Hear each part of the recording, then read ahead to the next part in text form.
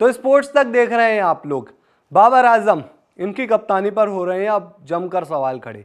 आप जानते हैं कि पिछले ओडीआई वर्ल्ड कप के बाद यानी कि 2023 में जब बाबर आजम अपनी कप्तानी में भारत आए थे वर्ल्ड कप खेलने के लिए, उसके बाद इनकी कप्तानी चली गई जो परफॉर्मेंस थी। लेकिन हमने देखा T20 वर्ल्ड कप से पहले इनको फिर से पाकिस्तान की कप्तानी दी गई। लेकिन बाबर आजम की कप्तानी में क्या हुआ? बाबर आजम की कप्तानी में ये हुआ कि अभी ये आयरलैंड गए थे तो वहाँ पर एक मुकाबला हार गए, जो बहुत बड़ा विवाद हुआ। बाद में उन्होंने वो सीरीज़ जीत ली, अगले 2 मैच जीत लिए। लेकिन किसी ने ये नहीं सोचा था कि पाकिस्तान की टीम वर्ल्ड कप में जाकर यूएसए से हार जाएगी। यूएसए अच्छी टीम थी, बढ़िया तैयारी कर रही थी, लेकिन पाकिस्तान की टीम ऐसे हार जाएगी। ये सवाल अब बड़ा हो रहा है कि पाकिस्तान की टीम के कप्तान बाबर आजम कर क्या रहे हैं। तो एक बार हम देखते हैं कि बाबर आजम की T20 क्रिकेट में अब तक कप्तानी कैसे रही है, और क्या बाबर आजम को कप्तानी छोड़ देनी चाहिए, क्या बाबर आजम को खुद ही कह देना चाहिए कि मैं पाकिस्तान टीम की कप्तानी नहीं करूंगा। तो एक बार आगे देखते हैं हम बाबर आजम का कप्तानी रिकॉर्ड। तो आप देख सकते हैं अपनी स्क्रीन पर, बाबर आजम ने 82 मैचों में पाकिस्तान के लिए कप्तानी की है।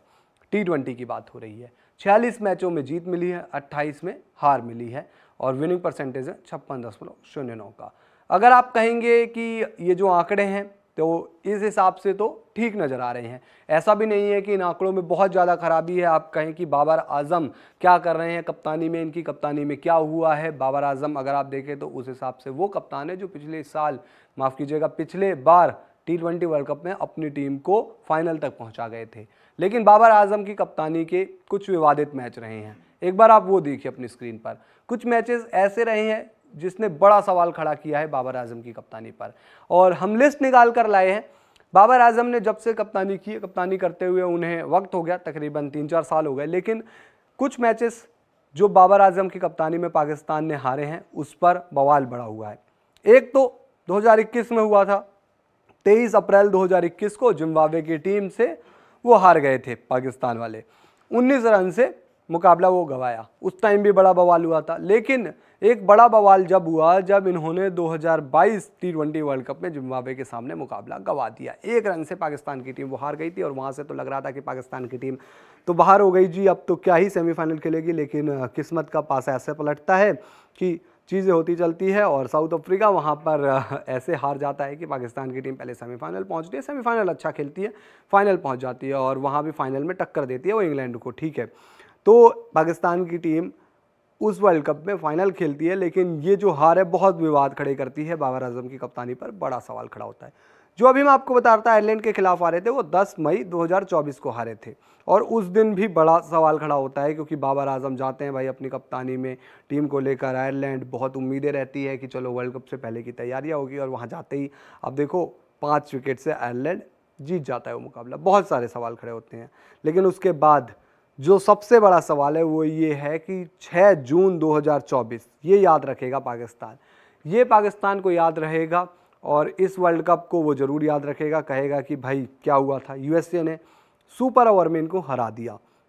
तो आप देख सकते हैं। तो बाबर आजम की कप्तानी में ये 4 बड़े विवादित मैच रहे।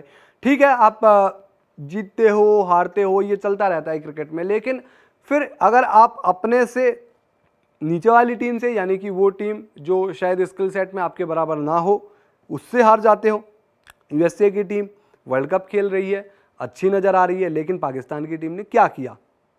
पाकिस्तान की टीम ने पैनिक बहुत किया इस मुकाबले में। इवन अगर आप पूरा मैच भी हटा दो, आप सुपर ओवर ही देख लो, वहाँ किस तरीके से पैनिक किया गया। चाहे वो आपके गेंदबाज जो आमिर, या फिर आप विकेट कीपर रिजवान की तरफ ही देखो ना, वहाँ पर क्या चीज़ें हुई।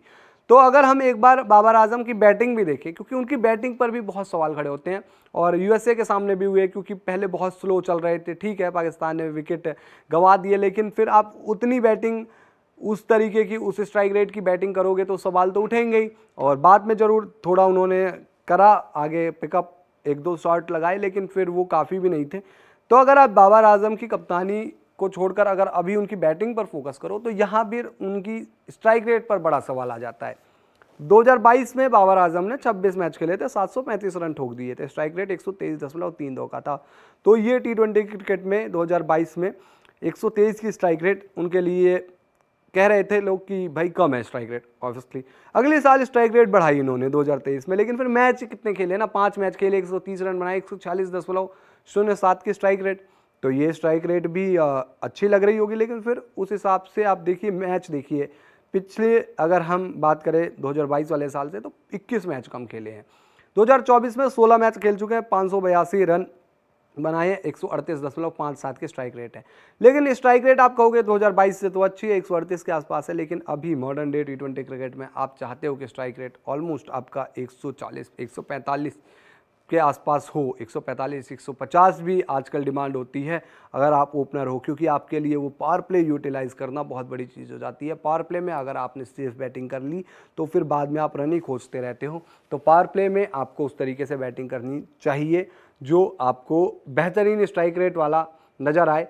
और ठीक है, सिचुएशन मैटर करती है कई कई मैचेस में कि वहाँ सिचुएशन अलग है, लेकिन आप बाबर से चाहते हो कि इससे बेहतर स्ट्राइक रेट से बैटिंग हो, तो इनकी बैटिंग पर भी, स्ट्राइक रेट पर भी सवाल उठते हैं। रन बना देते हैं, नो डाउट, रन इनकी आते हैं, कंसिस्टेंसी आती है, लेकिन फिर बात वही आ जाता है बड़े मैच में क्या बड़ा परफॉर्मेंस दिया उन्होंने, और यूएसए के सामने हारने के बाद तो सवाल बड़े खड़े हैं।